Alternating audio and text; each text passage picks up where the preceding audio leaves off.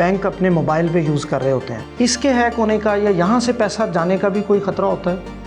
देखिए, वो until unless आपका अकाउंट आप किसी को पिन नहीं देते, लोग तो अपना पिन दे देते हैं।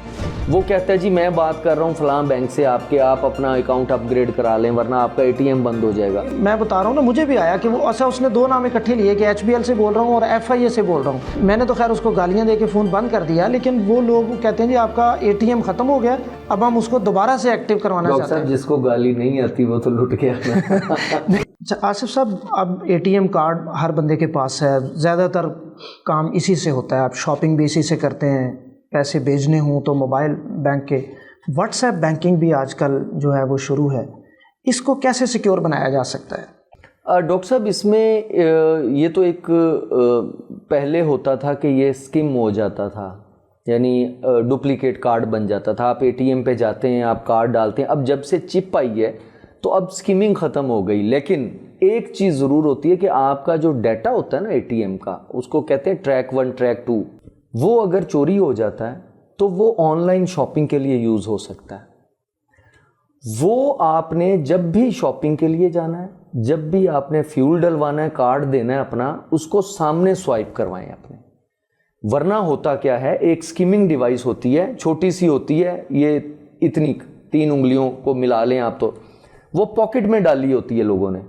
ये जो फ्रॉडिये होते हैं वो आपका कार्ड लेके जाते हैं, उधर से पेमेंट करके रॉक्स लेके आते हैं स्लिप साइन करवाने के लिए। वो रास्ते में उसको स्किम करके, वो स्किम उसको स्वाइप करने से ही डाटा वहाँ पे चला जाता है।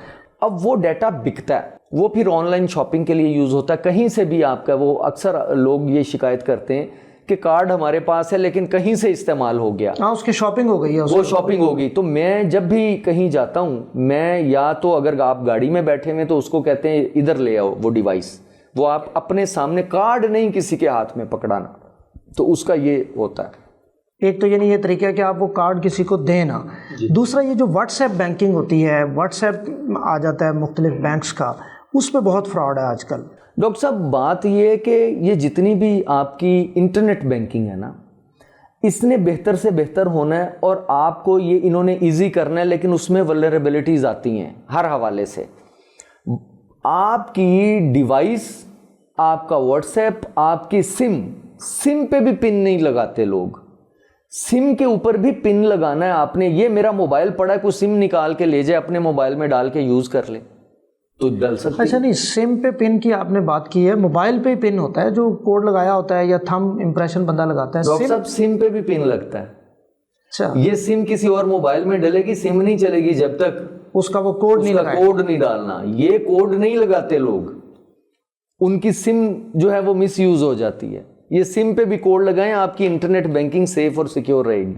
ओके। अच्छा, ये जो लोकेशन हमने ऑन की होती है, अक्सर हम कहते हैं, इसके बारे में मैंने सुना है, कहते हैं जी आप अपनी लोकेशन को हर वक्त ऑन करके ना रखें।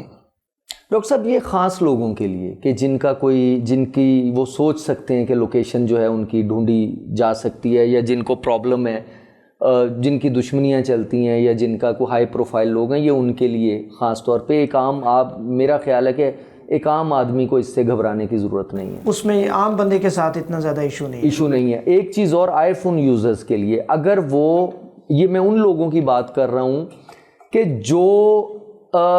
जो हाई प्रोफाइल, जिनकी जॉब हाई प्रोफाइल है, जिनके मोबाइल्स को यानी आप कह लें कि कहीं ना कहीं से टारगेट किया जाता है, उनके लिए ये है कि एक लॉकडाउन मोड होता है आईफोन के अंदर। वो लॉकडाउन मोड जो है वो ऑन कर लें अगर वो, उनके मोबाइल का हैक होने का चांस बहुत हद तक कम हो जाता है।